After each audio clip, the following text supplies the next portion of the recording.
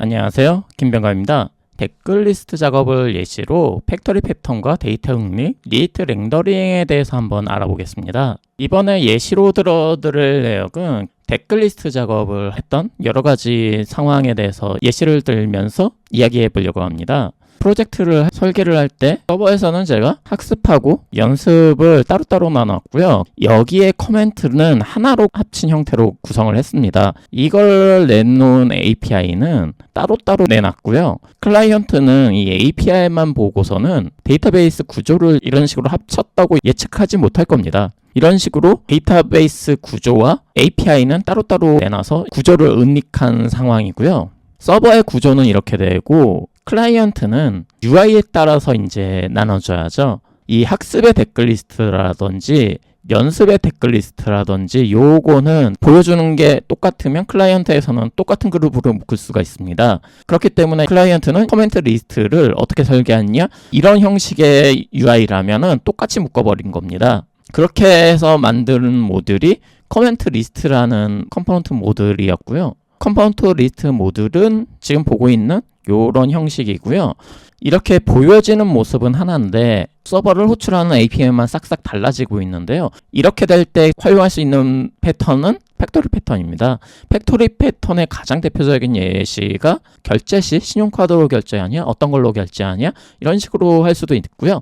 여기서도 바로 적용할 수 있는 상당히 좋은 예시죠. 코멘트 리스트는 이 API는 스레드 타입과 포스트 아이디에 따라 가지고 적당한 API를 만들 거고요. 여기서는 학습 API나 엑서사이즈 API를 만드는 상황인 거죠. 만약에 이렇게 구성을 안 했으면 얘네들이 쓰이는 이 모든 커멘트 API에서 if else로 분기 처리를 해야 됩니다. 지금은 두 개지만 나중에 따라서는 학습뿐만이 아니라 Q&A나 다른 게시판도 있을 수가 있고 API 호출하는 것도 달라질 수가 있습니다. 그렇기 때문에 두 개가 아니라 네 개 이상이 될 수가 있는데요. 그때마다 이거를 호출하는 API가 if else로 이제 구분이 돼야 될 텐데 그게 아니라 팩토리 패턴을 이용하면 어떤 거라도 상관없이 호출만 하면 되기 때문에 그리고 UI가 좀 복잡한데 UI 동작을 한 번만 만들어 놓고 API만 싹 바꿔가지고 다른 곳에서도 그냥 싹싹 학습을 한번 만들어놨으면 연습 게시판은 몇십 분 안 걸린 것 같습니다. 몇십 분이라는 것도 서버 API를 내놓은 시간까지 합쳐서 그렇게 된 거거든요.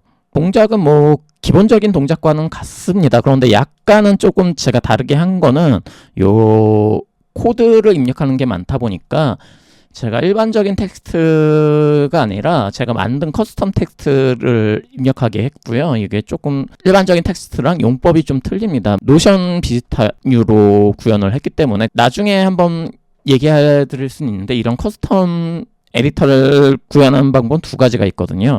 그 중에서 노션과 같이 기존 컴포넌트를 조합하는 방식으로 했고요. 요런 거를 하려다 보니까 약간은 UI가 유튜브처럼 인라인을 나온 게 아니라 드로워 쪽으로 입력하게 한 형태고요.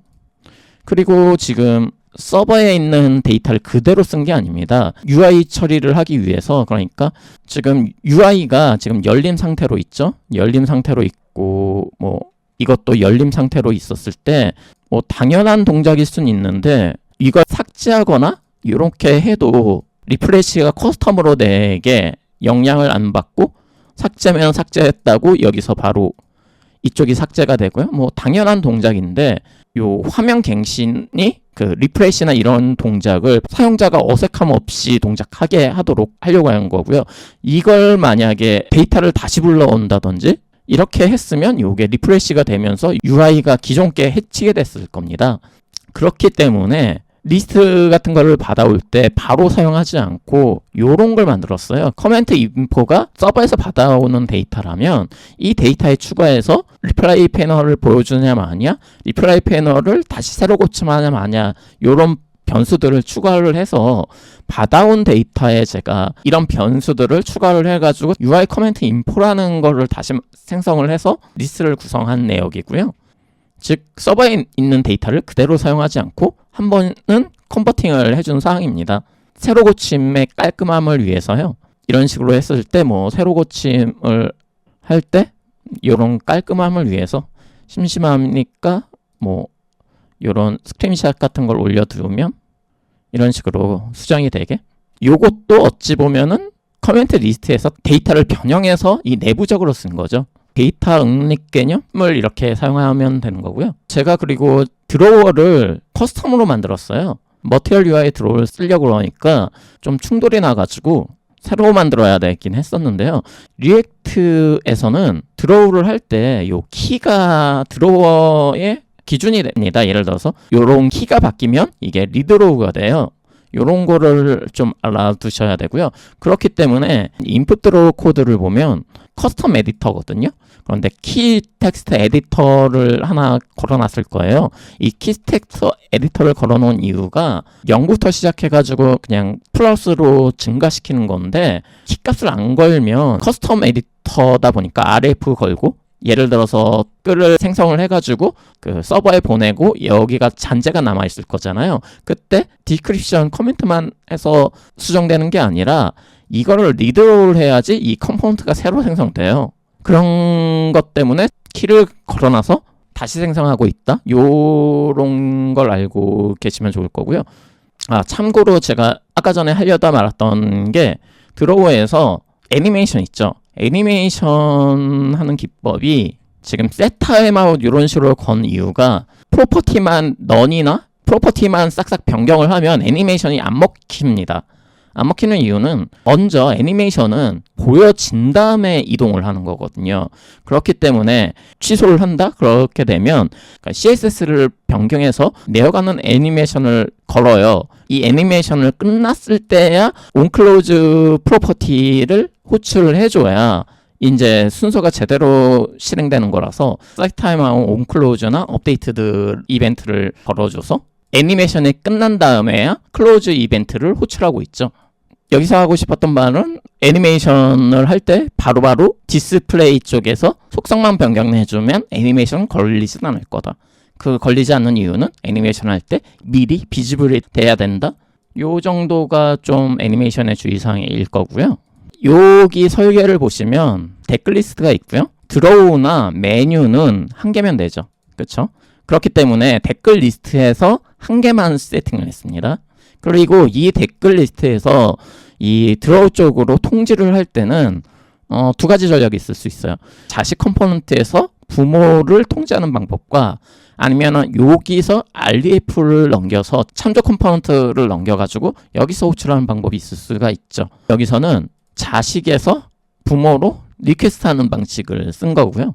부모, 그 다음에 메뉴, 드로워, 요 리플라이 패널과 요 위에 컴포넌트의 통신 요 정도 설계하시면 될 것 같고요. 뭐가 하나 갱신을 됐다고 수정이나 삭제나 댓글을 냈을 때 API를 바로 호출되면 요게 리플레시가 되면서 모든 게 닫혀버릴 겁니다. 기존에 보고 있던 게 다 뭐 이런 식으로 닫히던지 이런 식으로 하게 되면 사용자가 불편할 수밖에 없을 것 같아서 몇 가지 변수를 두죠. 리플레이 패널이 보여지고 있는 상태인지 아닌지, 리플레이 패널이 갱신을 해야 될지 말지 요 두 가지 옵션을 보는 거고요.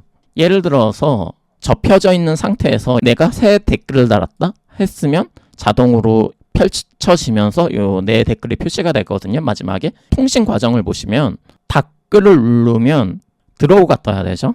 그런데 드로워는 여러 가지 상태가 와요. 드로우 인서트 모드라고 정의를 했고요. 댓글을 수정하건지 댓글을 입력하던지 댓글을 수정하던지 이런 상태에 따라서 이런 식으로 사용을 하고 있죠. 페어런트 커멘트는 뭐냐? 요 프랍스 쪽에 데이터 쪽에서 받아오는 REF 데이터로 설정을 했어요. 지금처럼 뭐 저 같은 경우에는 REF 데이터로 해가지고 부모와 통신할 수도 있고 포워드 REF를 해가지고 여기서 인터페이스를 하나 만들어가지고 뭐 쇼라든지 갱신이라든지 이런 식으로 할 수도 있는 내용인데 여기 같은 경우에는 REF 데이터로 데이터를 넘겨줘서 부모 쪽 컴포넌트에서는 데이터가 유지가 될 거고요. 요 데이터 쪽에 제가 몇 가지 데이터를 넣게 해놨어요. 드로우 데이터라고 해가지고 모드를 명시하게 해놨고요. 포스트 아이디를 입력하게 해놨고요. 수정 모드에 코멘트 정보를 요청을 한 거죠. 왜 이걸 요청을 했냐? API에서 얘가 바로 수정을 할 수 있게 하려고 한 거고요. 요 리플라이 페어런트 코멘트는 요 UI 컴포넌트 인포를 받죠. 요거는 이 새로운 댓글일 때 요 UI 패널에 정보를 받는 거예요. 그리고 이 UI 패널은 두 개를 제가 더 넣어줬죠. 그 리프레시 카운트하고 이 패널이 비지블인지 인비지블인지 불리한 값을 해줬죠. 댓글을 달았을 때 요 페어런트 UI 데이터를 수정을 해줬던 거예요. 그래서 댓글을 남기면 요 댓글을 하나 추가를 하고 그 다음에 리프레시 카운트를 하나 추가를 해서 갱신을 해라 라는 요청을 한 거죠. 그러면 이 리프레시 코멘트는 유즈 이펙트에서 커멘트 아이디가 바뀌거나 업데이트 스크린 카운트가 있으면 요 리프레시 리스트를 갱신을 해버리는 거예요. 요것만 갱신하는 거죠. 그러니까 댓글 4개면 요 리스트만 갱신을 하는 거기 때문에 전체의 구조에서는 영향을 주진 않고 얘만 갱신이 되죠. 이런 식으로 구성을 해서 삭제를 하거나 이렇게 해도 뭐 딴 거에 영향 없이 이것만 갱신되는 이런 시스템이 되고 있습니다. 코멘트 리스트를 통해서 3가지를 살펴봤습니다. 일단 첫 번째는 데이터 응립 개념에 대해서 알아봤고요. 데이터베이스 구조가 달랐고요. 한 가지 API로 내놓지 않고 마치 이제 따로따로 분리된 것인 양 연습 문제와 러닝을 나눠서 API를 나눠줬고요. 클라이언트에선 중요한 거는 데이터가 어떻게 됐던 클라이언트는 UI가 달라지면 컴포넌트가 달라지는 게 맞으니까 UI에 따라서 컴포넌트를 묶어버렸고요. 그렇기 때문에 이런 식의 지금 구성은 이 컴포넌트 리스트 하나로 하려고 해서 만든 거고요. 전체적인 UI만 갖고 학습하고 연습하고 차이가 나는 게 뭐냐? API만 달라지면 되는 거죠. API만 달라지는 거를 팩토리 패턴을 만들어가지고 같은 UI를 사용한다면 다른 여러 가지 포맷이 붙더라도 얘만 추가하면 되는 거거든요. 50라인 정도에 되는 클래스 하나만 추가하게 되면 서버만 완성이 되면 이것만 하나 추가되면 기능이 동작될 겁니다.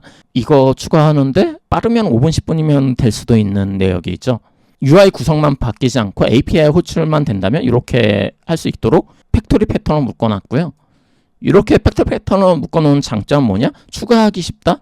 그 다음에 코드를 보기도 깔끔해질 수 있고요. 응집력이 생깁니다. 응집력이 생긴다는 게 내가 100라인에서 요거 수정해야 되고 500라인에서 또다시 뭐 if else로 수정해야 되고 그런 게 아니라 내가 수정해야 될 것만 딱 집중해가지고 수정하면 기능이 동작될 수 있게 만들어 놓은 상태고요. 사이트마다 이제 생각해 볼 거리가 달라져야 되는 게 댓글이 없는 거를 삭제하는 건 상관이 없어요. 요걸 삭제하는 건 상관이 없는데 댓글이 있는 상태를 삭제를 하는 거를 이렇게 삭제된 댓글입니다로 남겨두고 이걸 살려야 될 건지 댓글을 다 안 보이게 처리할 건지 만약에 안 보이게 처리했으면 그것도 생각해 봐야 됩니다. 딸린 댓글을 상태를 아카이브로 만들어야 될 건지도 생각을 해봐야 되고요. 이것도 중요한 게 뭐냐면 이게 댓글 카운트에서도 차이가 나고요. 내 댓글 보기 기능이 있을 겁니다. 누군가가 삭제를 했어요. 그렇다고 내가 삭제를 안 했는데 내 댓글이 삭제 처리가 될 수도 있잖아요. 이걸 어떻게 또 처리해야 될 건지도 생각해 봐야 되는 문제입니다. 그리고 그걸 눌렀을 때 또 어떻게 보여줄 건지도 생각해 봐야 되는 거고요.